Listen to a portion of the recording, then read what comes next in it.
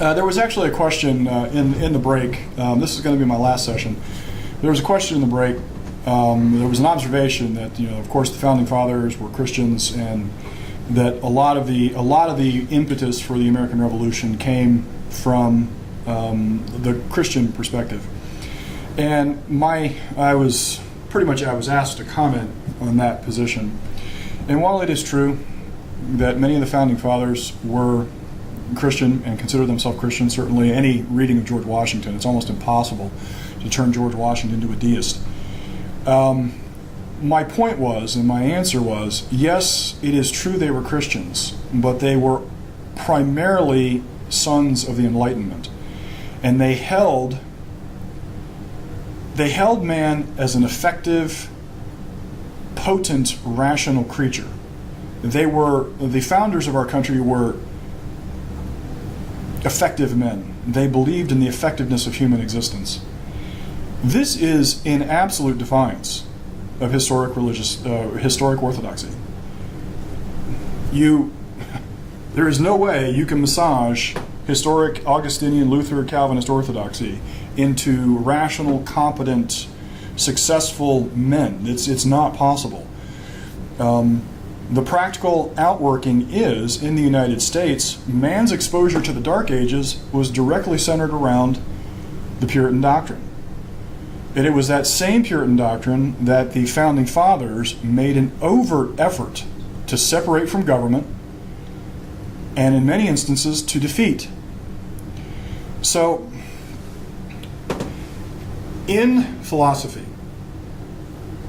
the most consistent formulation wins. And as of right this minute in 21st century America, the only overarching full formulation of Christian thought, and trust me, I've read thousands of pages of lots of different people, the only one that exists is the Reformed, Lutheran, Augustinian, Calvinist construct. That's the only one that exists. Maybe I should go into, this is going to be a little bit of a rabbit trail, but I think this will make sense. It'll help me illustrate my point.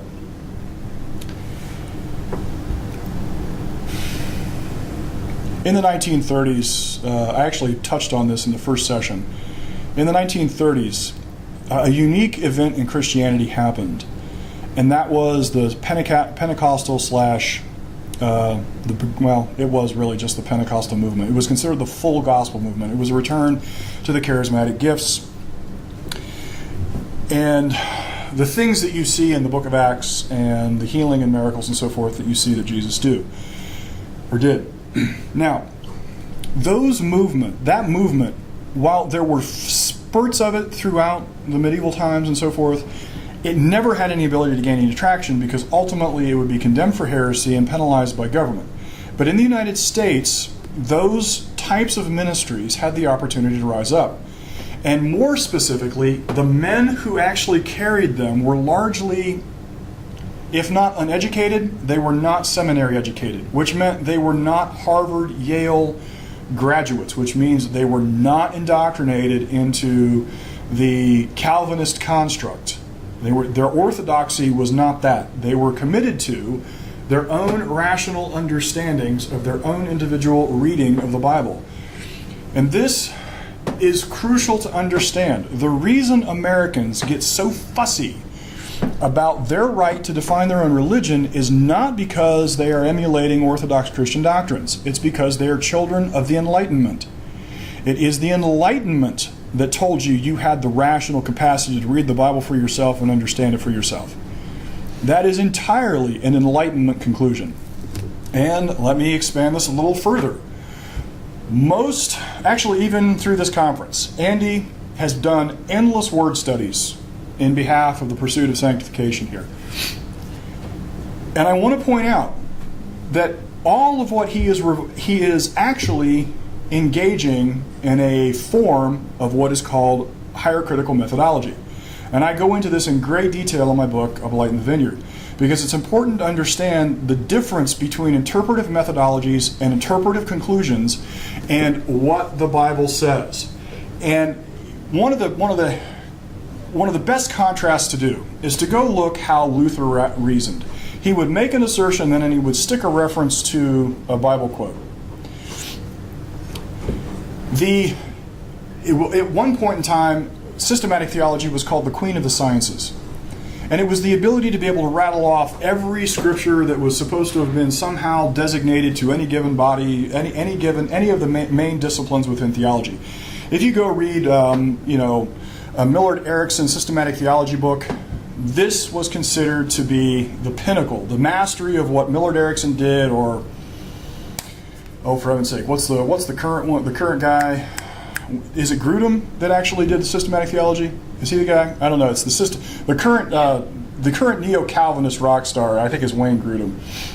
If I got the guy's name right, it's a yawner, but nonetheless, it's that kind of thing. Now, that if you actually look back through Bible interpretation from effectively Augustine forward, the dominant themes, the dominant means by which the Bible was interpreted was by allegory. What's that? Typology, yes. Metaphors. It wasn't really rationalized. It was, could we go alakazam puff and put our finger on a verse and say, because it says this, that necessarily means God means this.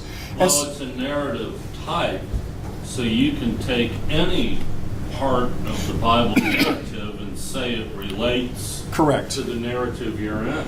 Well, and this is actually why, and of course my degree was in systematic theology, this is why I eventually abandoned systematic theology, because it is really an interpretive methodology. It is not indicative, it is not indicative of what the Bible says.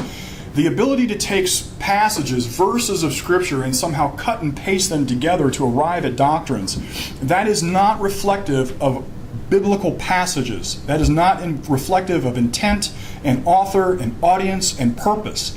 Now, what I just said, that process of learning to identify audience and context, these are all concepts that actually came out of the Enlightenment. The subsequent Bible, once the church lost control of the universities, and men could start going into inquiring about the truth behind the doctrines that had been held for so long unquestioned, because the force of government could be brought to bear from dissent. Men finally started to go out and do research, and the vast percentage of that research is actually very, very recent. Most biblical scholarship has been done probably within maybe, the last 80 to 90 years. And in point of fact, one of the quest, some of you maybe have heard of the quest for the historical Jesus. And that was the determination to go find Jesus in context. Who was he in context? Well, that quest was born of National Socialist Arianism. The original scholars wanted to go back and be able to justify that Jesus wasn't a Jew, he was in fact Arian. Now, of course, that created all kinds of scholastic debates.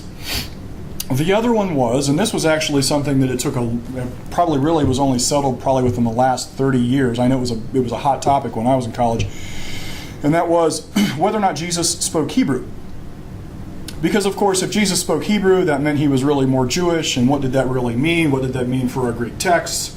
All of these scholastic elements are born from the process of higher critical methodology. And most of the men who advanced these higher critical methods were considered pretty much outcasts by the Orthodox Church. One of the guys that comes to mind is a guy by the name of Schleiermacher. Schleiermacher was the guy who insisted that you had to learn to identify context, audience, speaker, context for the writer of the book. I believe I'm right. If I'm wrong, certainly somebody can send me an email and correct me. But I'm pretty sure he's the person that started that. Now, certainly all of that Bible science has been subsequently expanded. But now here in 2014, finding some guy on a computer that can actually do a word study and start parsing out Greek verbs in an effort to recover, at least in his mind, an intent or meaning behind the text, this is reflective of Enlightenment thought.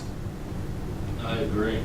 This is not historic Orthodox position. And you will notice in most of the Neo-Calvinist movement, they abhor higher critical methodology with impunity. And by the So way, anyway, you hear me getting passionate about this subject because it is the manipulation of interpretive methodologies that gives them all the power. They demagogue the moral high ground, and then they employ an interpretive methodology.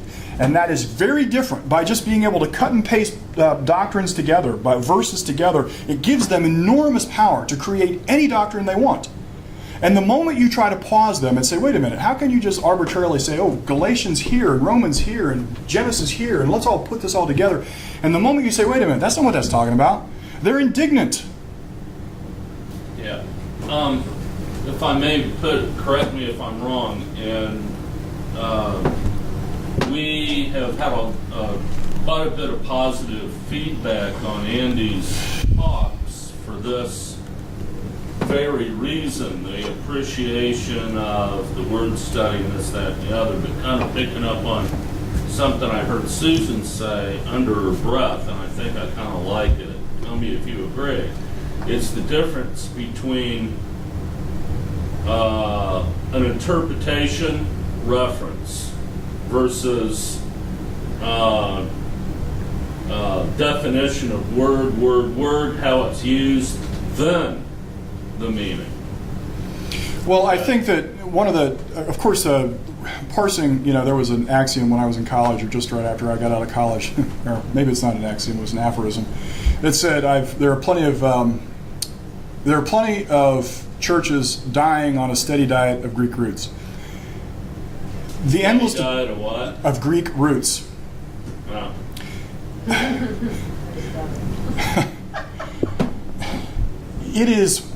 It is one methodology. Right. But there are reasons that various interpreters have actually arrived at the word that they chose. And the process, the Bible, the science of interpretation is vast. It is an expertise, a level of expertise all its own.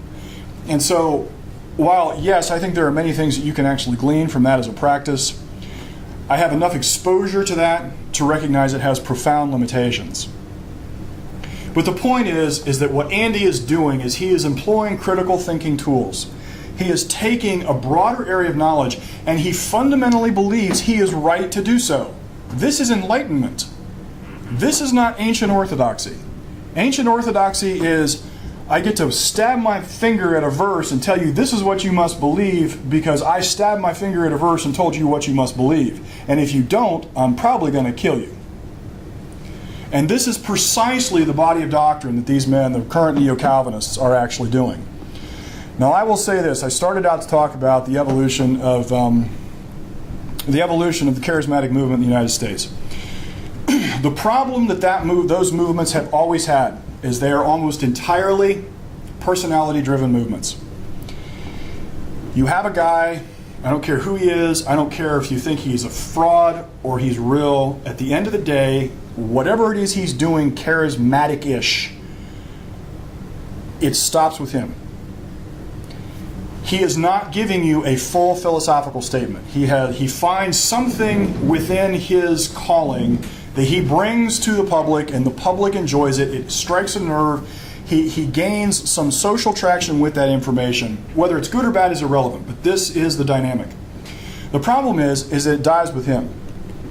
The moment he's not bringing that thing, whatever it was he had, the movement has nowhere to go because it has no intellectual framework. It turns out that that event is exactly like Christianity back in the first century. It didn't have a framework. It needed a framework, and it was unfortunately attached to Platonism, and that's where it got it. Its abiding and enduring capacity is within that overarching philosophical statement. The problem in the United States has always been is that you get these non-academic, non-orthodox people who start their movement, their sub-movement. Once they're gone, the second and third generation hop in and say, now what? Is it just all this chaos? I've made, in certain instances, I've made fun of John MacArthur's book, John F. MacArthur's book, Charismatic Chaos. But in some respects, I understood what his problem was. When you throw the door wide open to anybody being able to interpret the Bible, you have thrown the door wide open to everybody being able to interpret the Bible. So what is it limited to being and doing? And this is a problem that has plagued Christianity pretty much since its formed canon in probably, the 6th century? In the United States, the only place to go for a full philosophical statement is New Calvinism. Well, Calvinism in general. And for generations, certainly like through the 40s and 50s, the charismatic Pentecostal preacher would blow through town. He'd preach his sermon, and everybody in town, he would be pointing to a Bible. He's pointing to a Bible. Everybody is sitting in the pews reading their Bible, but their Bible says Schofield. And so they would read the text and then read the commentary underneath the text. And so what the preacher had to say and what this Schofield commentary had to say was entirely two separate things. And for the longest time, the charismatic / Pentecostal side of the world had a terrible time making any inroads into the Calvinist worldview, because most people, when the preacher left, were still reading Schofield, and Schofield was a Calvinist. And so it was not until mass media and until other translations became available absent the Calvinist commentary. That's what happened historically. And of course, for most of us alive today, we lived through either the middle or the tail end of the charismatic renewal. I have no idea. It's been forever since I've been anywhere close to that part of the world. I don't know what it's doing now. But that's a brief tutorial on what has happened. But the problem is, the reason that there are so many neo-Calvinist preachers arising is because they ran out of the philosophical framework for Christianity. They find it in Calvin, and that's what they superimpose back on Christianity. Okay. With that said, I'm not even sure how to segue gracefully from one to the next, so I will just start with this. So let's revisit what inspired my part of this conference. Here is Paul's email. He says to me, the idea that freedom of man sorry, Paul, I should have edited your comment for practicality. I can't read. The idea that freedom of man is a practicality is a pipe dream, because he is enslaved to his own desires spiritually. Hence, at the very least, indifference to political freedom on a social level. So will the new Calvinist movement cause political indifference in American society among Christians? Now I will tell you what my answer to Paul was. And I must confess, I did edit this, so it reads better. The pipe dream of freedom for the masses is the political premise of collectivist government. Such governments presume man's nature precludes liberty, because man can never control his impulses. Therefore, man's true freedom is in subordination to the state. The state was the definer of morality, and individuals were given their highest and best when looked after by a paternalistic government. Of course, we know where this logic leads, because history gives us two absolute examples: the Soviet Union and National Socialist Germany. The fundamental political premise of Augustine Calvinist doctrine is that Christians are to accept whatever government comes to power. This means that Christians must submit to any thug with a gun. Socially and politically, the most disastrous part of the current New Calvinist movement is the doctrine that demands submission to authority. They do not teach indifference. They teach an intentional servitude. Intentional servitude is far, far worse, because it is a doctrine of deliberate capitulation. Such a doctrine demands that Christians presume that any man claiming authority is ordained of God. This means that it does not matter how bad the oppression gets, people assume that righteous action is submission. Righteous action is non-action. Political indifference can be ignited into political fervor in a blink if social pain becomes too great. But by contrast, people choosing to be passive in the name of righteous action is by definition already expressed in passion.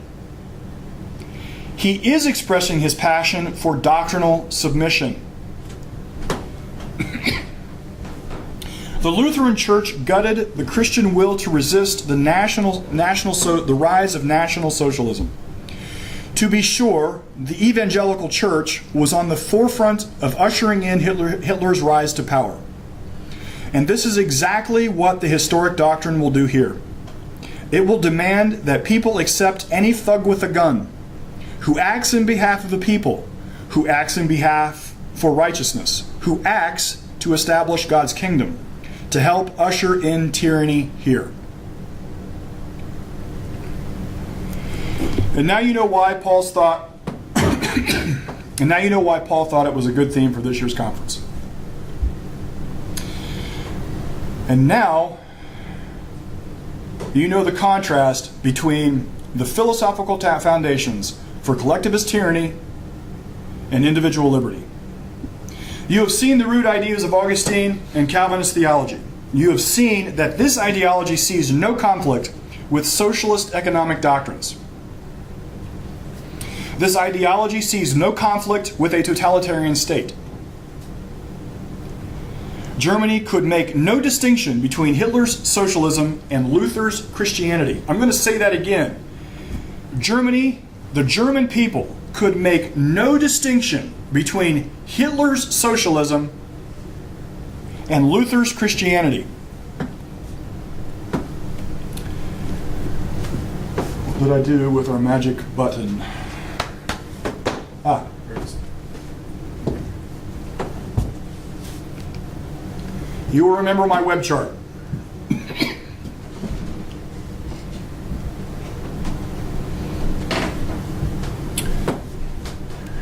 Augustine, Luther, and Calvin said, man is nothing, the church is everything. The Nazis said, see if I can do this in German. Du bist nicht, ein Volk ist alles. You are nothing, the Volk is everything. I think I pronounced that right.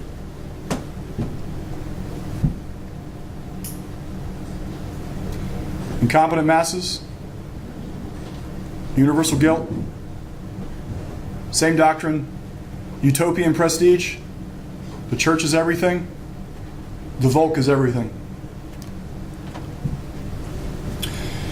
Augustine, Luther, Calvin denounced reason.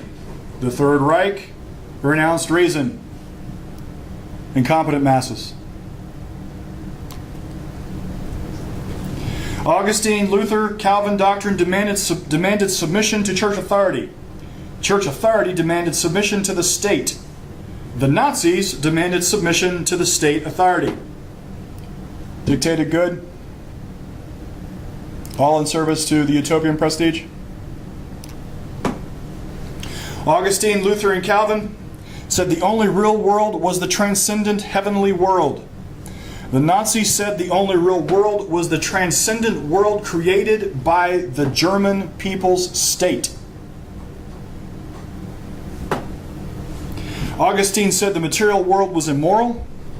The Nazis fought the Jewish materialistic spirit within and around us. Augustine, Luther, Calvin condemned man's private interest, which meant they condemned private property. The Nazis condemned private interest, which means they condemned private property. Augustine demanded sacrifice. The Nazis demanded sacrifice. There was no individual rights during the Dark Ages. And there was no individual rights during the rise of National Socialism. Here's the point. The Church and the National Socialists agreed in the fundamentals of human existence. You will remember my specific explanation of the progression of philosophy. Those are the fundamentals. I told you learning to think in fundamentals takes real work. Learning to think from metaphysics to epistemology to ethics, or I lost my own train of thought. Sorry, guys. Metaphysics, epistemology, ethics, politics, art.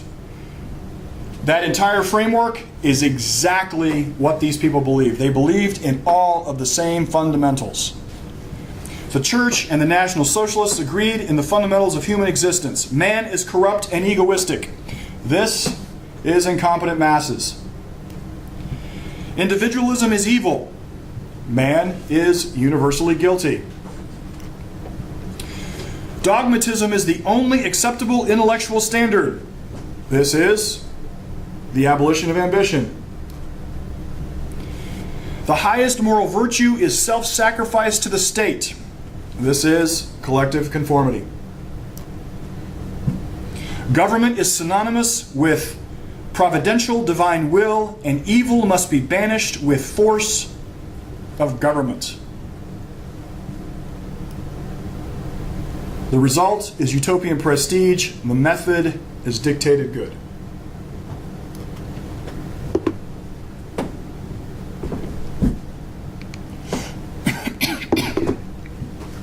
The Gospel according to John Immel, chapter 3, 1 through 3.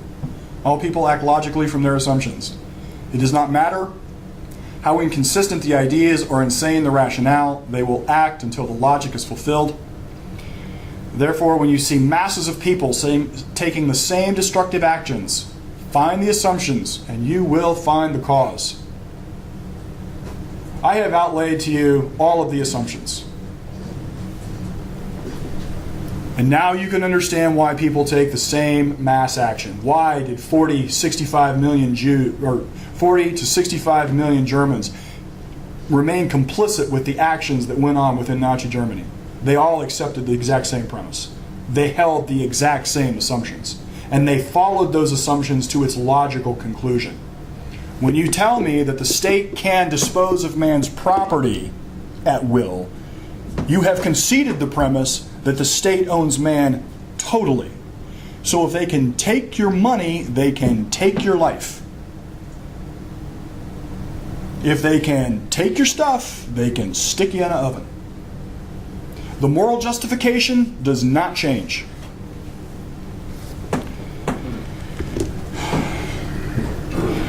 Let me give you this progression from sacrifice, because sacrifice is the collectivist mantra. Sacrifice, sacrifice, sacrifice, sacrifice, sacrifice. So that's an interesting question. If you don't have the right to own anything, do you have a right to live as well? You do not. Huh. The same argument that says we have the right to take your stuff is the same argument that says they have the right to take your life. Watch this progression and the element, how it starts with sacrifice and it ends with tyranny.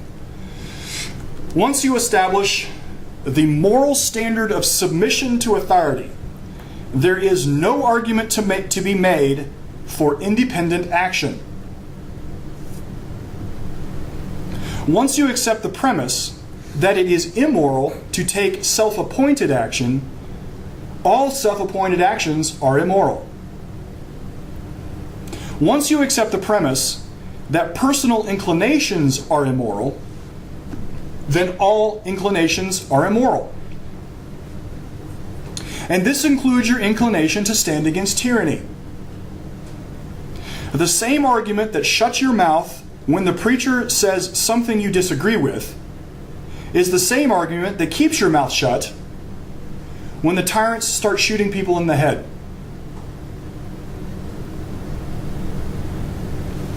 People blithely condemn self-interest as immoral. But if self-interest is immoral, then so is self-preservation. Self-interest and self-preservation are inseparable. So if you morally wipe out self-interest, you would existentially wipe out self-preservation.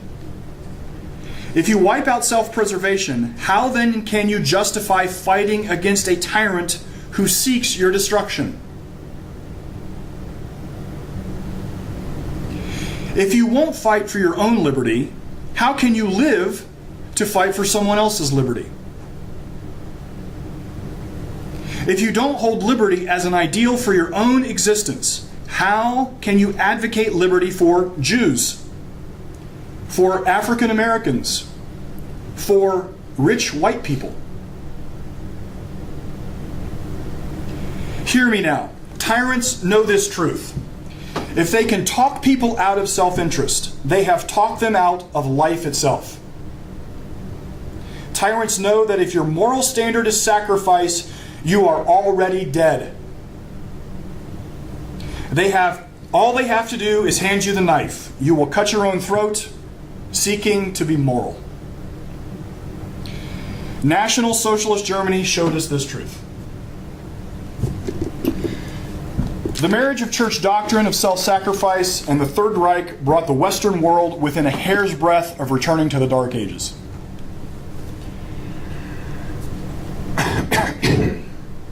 This is no accident. The doctrines at the root are the same.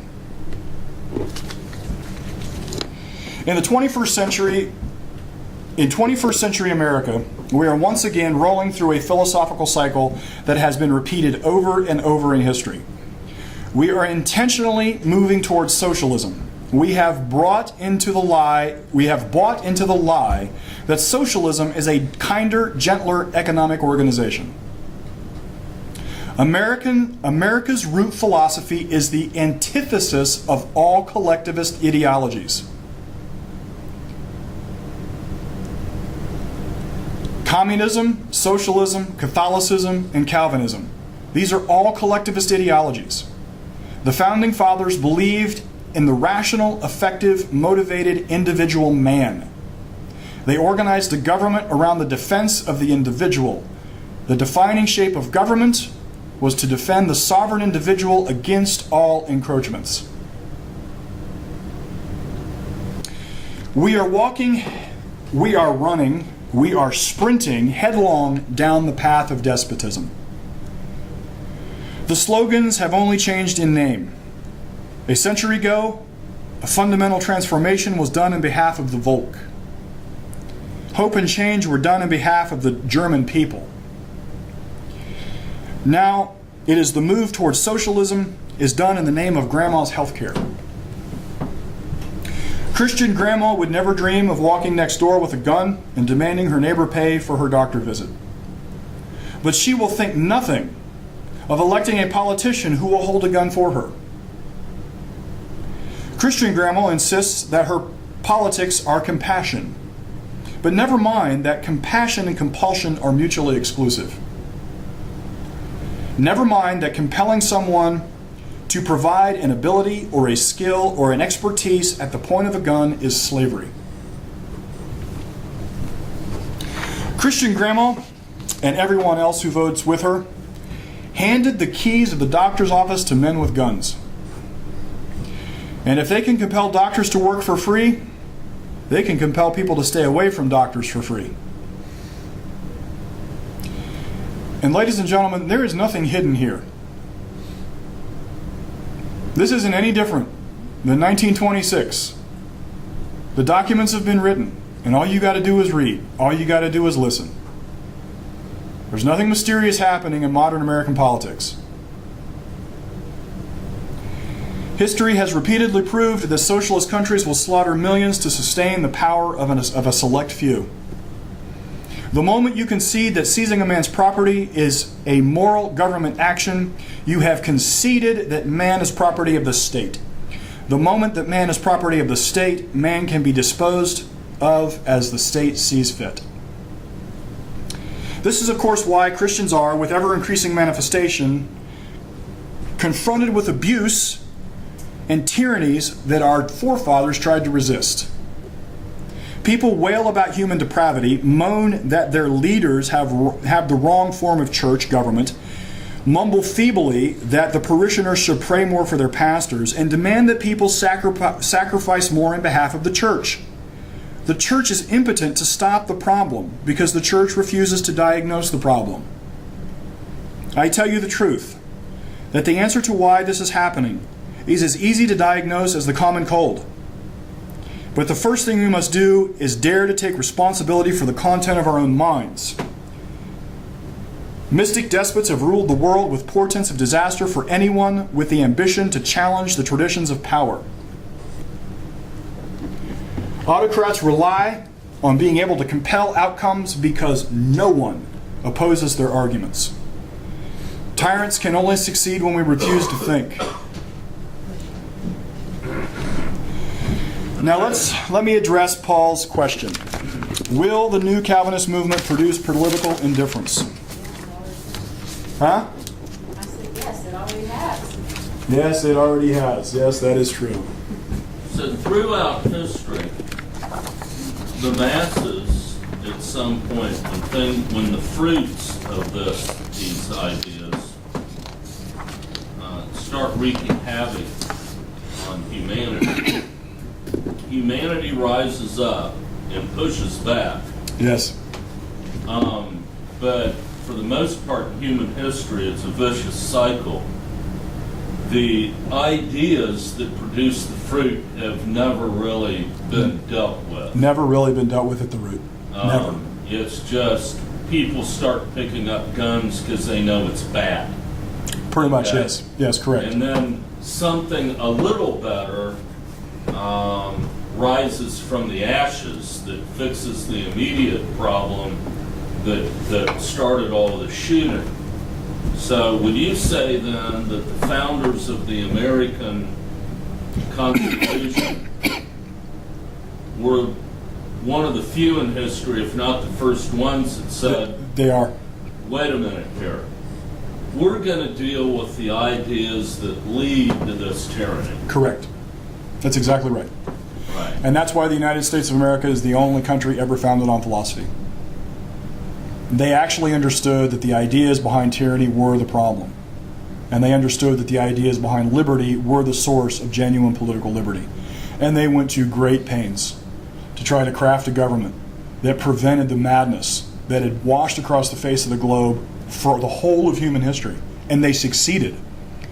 And the problem they have had is the same problem that Christians are confronted with every time you see this cycle of the resurgence of the Calvinist movement. After it's all done, they don't have a full philosophical statement. They don't have a means by which to fall back and use as rebuttal to these ancient doctrines. And that's because most people don't know them. They have accepted them, they've just accepted them. It seems, I'm confident there are people online right now holding their breath saying, how can he possibly reject the whole of Christianity? And they are scandalized that I have been so bold. But the realities are what they are. Christianity, and until Christians wrap their heads around this, Christianity, as it is currently taught, has always been on the forefront of tyranny. It has always been a competitor in tyranny or the leader in tyranny. This is exactly why. At least in Western culture. Pretty much everywhere it's been. Really. Everywhere it's been. Because you've got to go back to the roots. We're not talking about, well, I'll speak for myself. Because we have to define terms here. Yeah. Christianity is not my personal faith. It's not, because that's not what I believe personally. Christianity, my relationship is an individual, personal relationship with the Lord, and my individual relationship is built on His Word, because that's where I learn about Him. Are they for sure getting this online? Because this is actually, I want to Yeah. actually comment on this point. And so this is why when somebody asks me at work if I'm a Christian, I say no. I say I'm a believer. I'm a believer. I'm a follower of Christ. I even sometimes say I'm a Berean. But I have stepped back from using that term Christian because what I learned when I did all of that stuff about the roots of Calvinism going with Plato and Augustine. And it's just, and then when you read about the Puritans and you read and you hear on the radio all of these pastors elevating this Calvin, deep Calvin, philosophy. And when you keep seeing it happen in the two churches that claim not to be Calvinistic, but the two churches I was involved with, one for 20-some years and the other for 10 years, the institutional church and that term, what, Christianity, I'm removing myself from, because that's not who I am. Well, I want to echo this, because this is how most people react to what I say. Because we take, in America, we take our religion very personally. And we are scandalized by the notion that somebody should be able to criticize us in our religion. Well, do we identify ourselves and what we believe and who we are as a group? I mean, you can't get away from the fact, and it's an interesting line of thought, that our relationship with Jesus Christ is a personal relationship, and in heaven, groups don't get judged. Individuals get judged. Okay? So, and Argo brought it up in our private conversations, separate from the conference over the good food and whatnot. And he brought that line of thought up. Identity as individual or identity as group. So it's an interesting line of thought. Well, and this is the happy dance that I think the Christians end up with, and they don't want to be held responsible for the comments that I'm making. And in their minds, well, I don't believe that. And here's the substantive problem. Well, let me continue. I'll segue into that here in a minute, because I'm headed almost exactly there. Okay, but I'll just say this real quick. That's an interesting thought also, because they identify with the group, but then they take freedom to reject the particulars of what the group holds to. Exactly. Wow, how convenient. How convenient. Which is exactly where I'm headed. Give me 1 minute here. Will the New Calvinist movement produce political indifference? This is not an issue of political indifference. The issue is that Calvinism advocates self-sacrifice and submission to authority as an ideal. The Dark Ages were dominated by Augustine's dogmatism, the assumption that select men have moral authority to define intellectual content. In the modern version, this is the doctrine of submission and authority. The only fundamental difference in the modern age is, by contrast, Augustine had the power of the state to use violence to compel intellectual compliance. One of the prime examples is his treatment of the Donatists. He decided he didn't like their doctrine, and so he created the just theory of war to go to war against them. Modern neo-Calvinists are only barely restraining from claiming the right to violence to enforce church doctrine. I heard one preacher say that they should be able to, they being preachers, should be able to put people in wood chippers. Now, I'm not sure how exactly that metaphor passes muster on any level, but nonetheless, what he's ultimately saying is he believes that the church powers, the church authorities, should have the right to violence for disagreement. The pious preacher will object, but I don't believe that. But neither are you running those preachers out on a rail for saying it. If you won't take action when it is merely talk, how will you take action when it is actually the government-endorsed violence? I suggest, preacher, that you're a fraud. You say your job description is to protect the flock, and yet you do nothing. You take no action. If your job is to protect the flock and you take no action, if your church tolerates your existence, they get what they deserve. All preachers who demand submission for protection are frauds. If they can't intellectually defend their right to exist, they can't hope to defend against tyranny. And here is the central question of this theological shell game. If men cannot correctly judge ideological outcomes after the fact. If they can't see the impact of Lutheran doctrine and its shaping of National Socialist Germany, how can they be defenders of the flock in our time? Christianity's growing abuse problems are no accident. The truth is before our eyes. This is Christianity in its infancy. The doctrine in action minus real civil power. And the reality is the blogosphere is already reeling from the stories. Today's Christian national leaders are bold and clear about their ultimate goals. Yet people reject the doctrine as irrelevant. They wipe out the universe to choose to call that action wisdom. For you pew sitters, no matter how the preacher wants to hedge and caveat and smile, when they are asking for your submission to their authority, they are claiming the unique qualification to rational superiority. They are saying it is their moral right to define all intellectual conclusions. So if you submit to their authority, you cannot make a claim to your own mind. You cannot utter the word I before the word think. It is important to understand that authority is merely force. So whenever you hear some preacher thumping the plexiglass podium, no matter how polite his words, demanding your submission to his authority, you must realize he is really demanding your submission to his force. It doesn't matter how nice he makes it sound. He is overtly declaring his right to use force against your unrepentant body. And I want to make one amended comment here.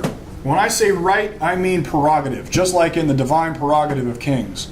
Rights are specifically and delimited exactly as John Locke enumerated them. Individuals have rights.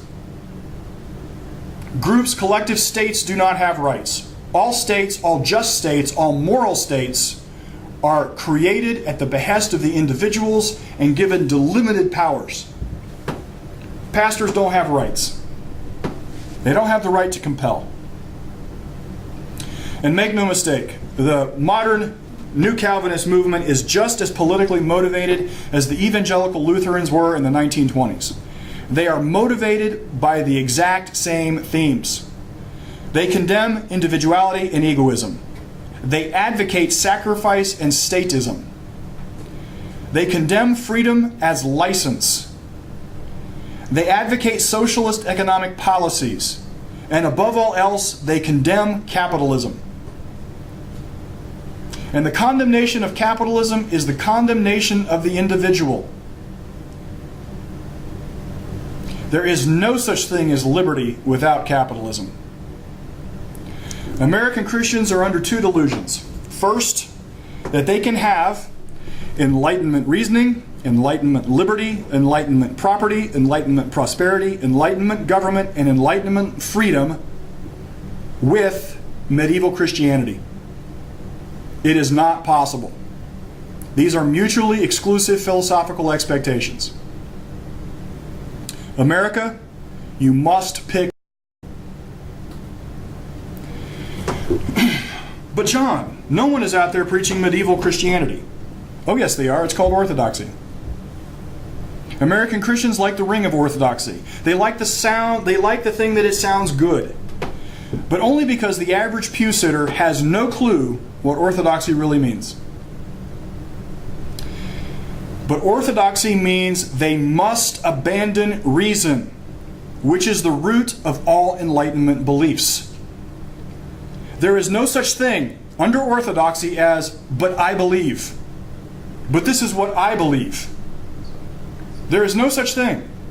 So every time you want to object to my broad generalizations about this brand of Christianity, but that's not what I believe, no. If you're committed to orthodoxy, you do not have the right to say that. You have already abandoned your rational capacity to somebody else's authority.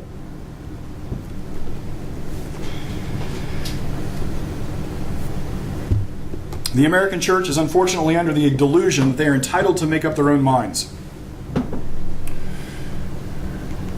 This, unfortunately, is a condition that affects the college crowd quite a bit, the young kids. They think their opinion matters, and it really doesn't. College kids are only allowed to hold their own opinions in as much as they pose no challenge to leadership. And the definition of challenge is constantly moving. There is no such thing as a little bit of subordination. It's kind of like being a little bit pregnant.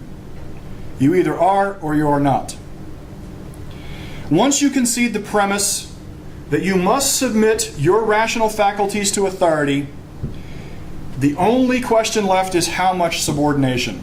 And as far as the Neo-Calvinist leadership is concerned, it's total. The answer is all. You are lying to yourself if you think otherwise. Here is my challenge. I double dog dare you. Walk into any New Calvinist church and object to their doctrine.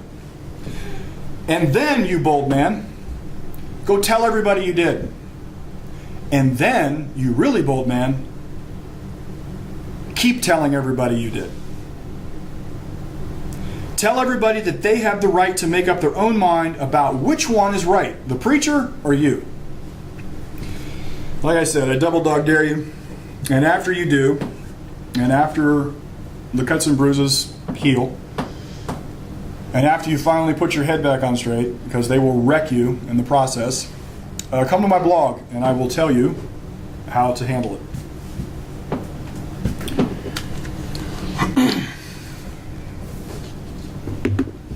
I submit that the current church leadership is eroding the church's intellectual base at the root.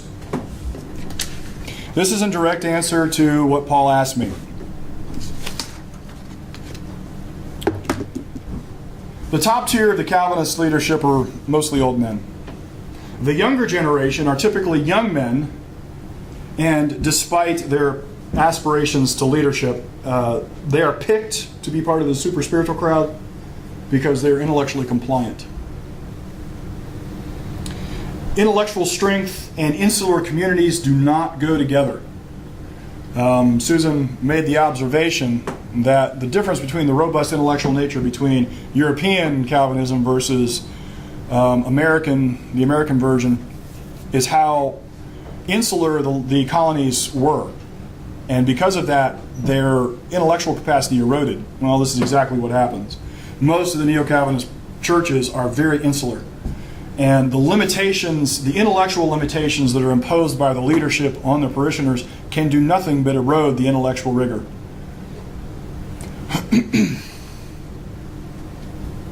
The more a group isolates itself, the more the intellectual energies stagnate.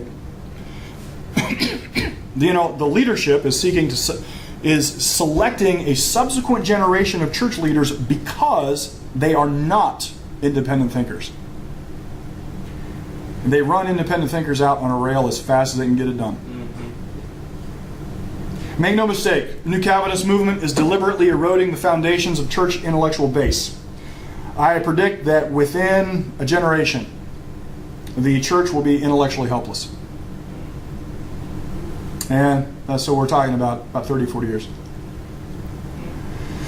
Without independent thought, man has no choice but to turn to the collective for his intellectual content.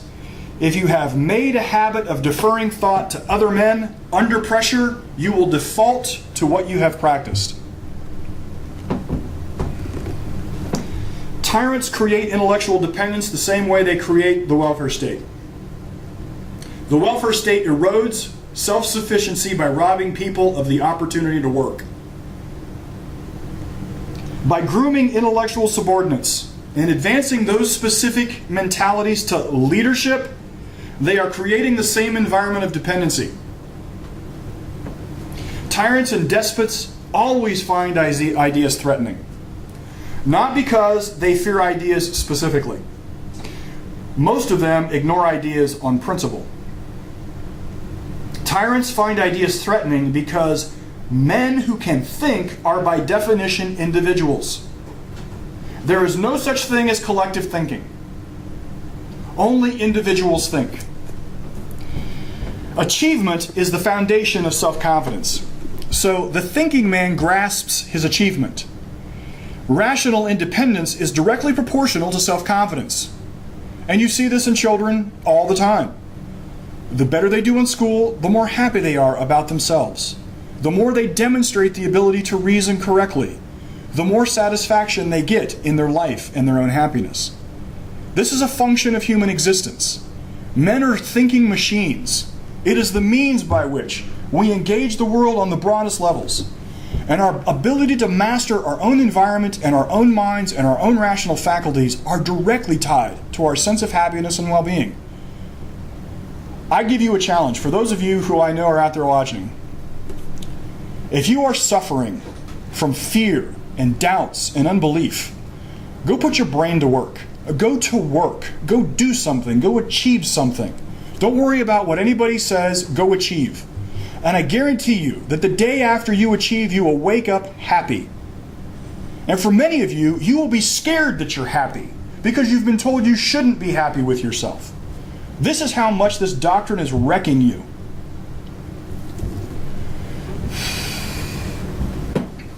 You cannot tyrannize a self-confident man because he will never concede the premise of a tyrant's right to make him a slave.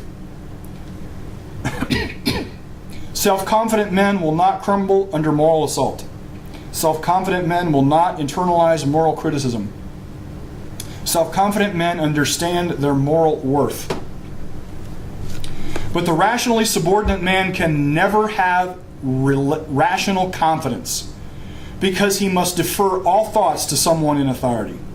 This man has no rational success, so he is incapable of self-confidence.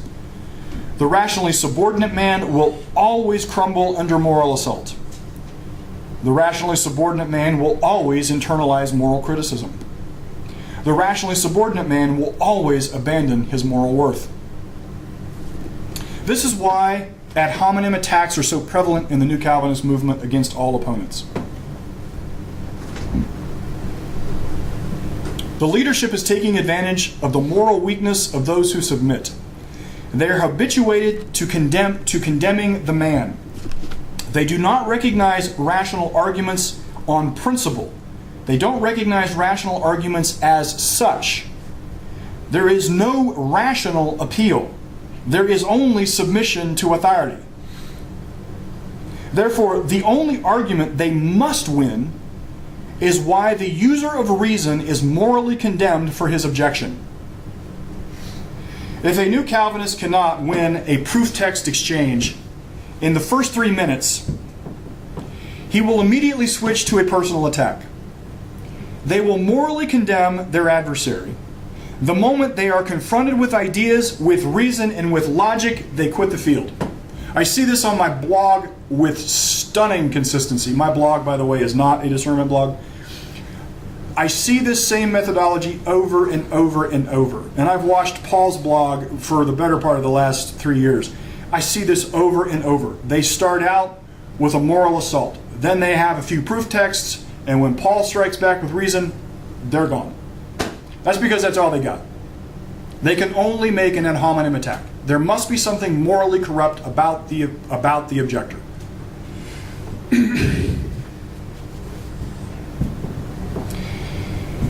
So now I have to say this.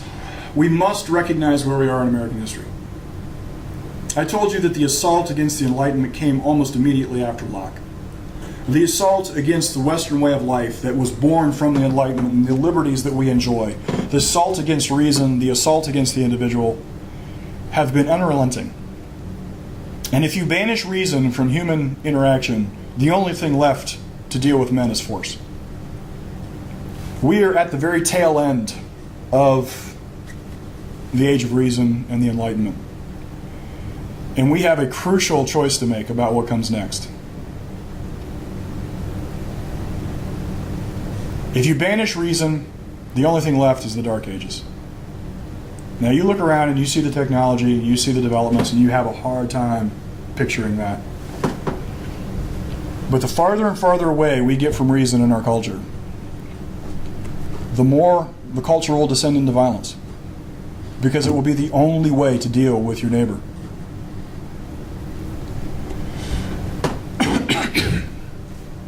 So when I say that we are going to lose Western society, I mean a society that upholds the primacy of existence, the effectiveness of reason, the political sovereignty of the individual, man's inviolate right to private property, a secular state founded on delimited government whose sole purpose is to defend the individual in his life, property, and liberty.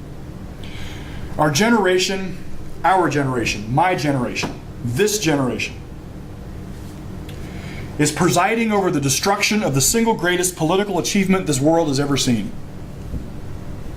The collectivist long knives have been hacking away at the foundations of the Western society almost from its inception. The collectivist doctrines have finally succeeded in uprooting the foundations of political liberty.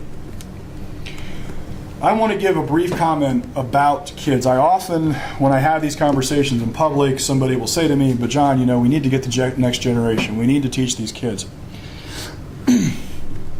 And I have to stop them. It is not the kids' job to save the world. It's your job. If you are my age, I guarantee you, if we lose this battle for reason and liberty, when the history books are finally written about this generation, they will hold us responsible. They will say, what in the heck did they do? How could they have done this? They had it. And yet they let the collectivists, the socialists, the communists, and the Christian Orthodox wreck it in the name of brotherly love and kindness and heaven and the workers' utopia. How? This is not optional. It is not a 15-year-old's job to save the world. It's a 15-year-old's job to be 15. It is the adult's job. We inherited this world from men who had an enormously capable opinion of humanity. And it is our job to live up to their expectations. It's our job to make sure the ideas that defend liberty, the rights of man, prevail. And if we don't succeed, it'll be our fault and nobody else's. Far too many people are quiet. They hear political leftists, communists, socialists, and collectivists speak, and they refuse to raise a challenge.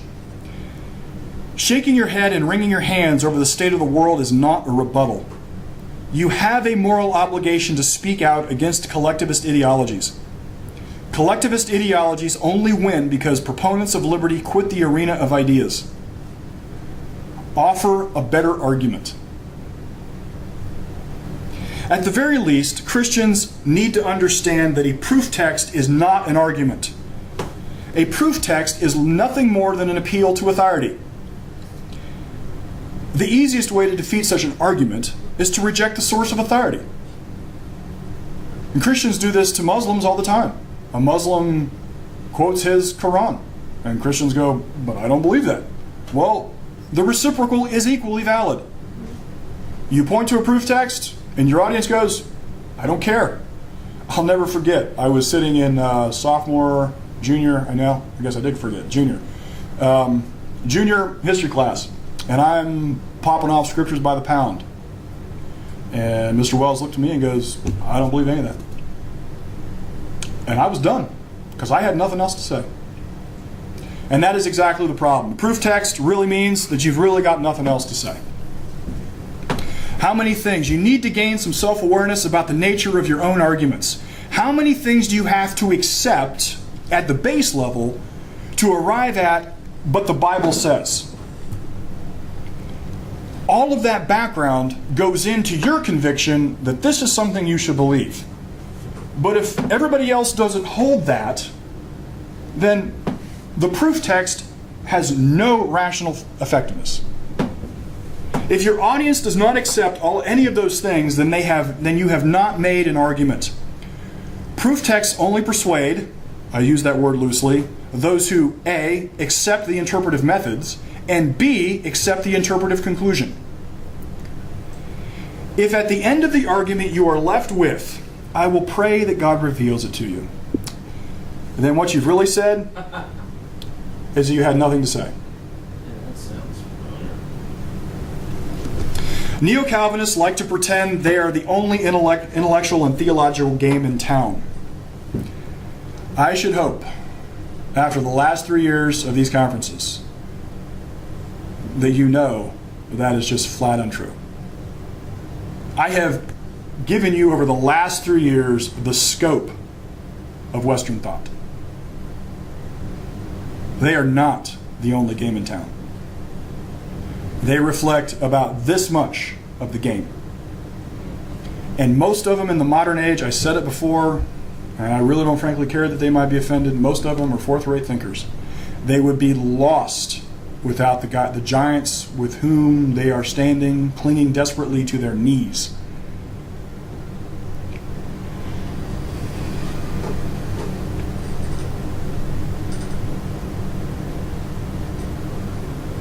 The broader intellectual perspective that I have tried to bring to you is a powerful tool to combat the errors implicit to the neo-Calvinist movement. And so here we have it, ladies and gentlemen.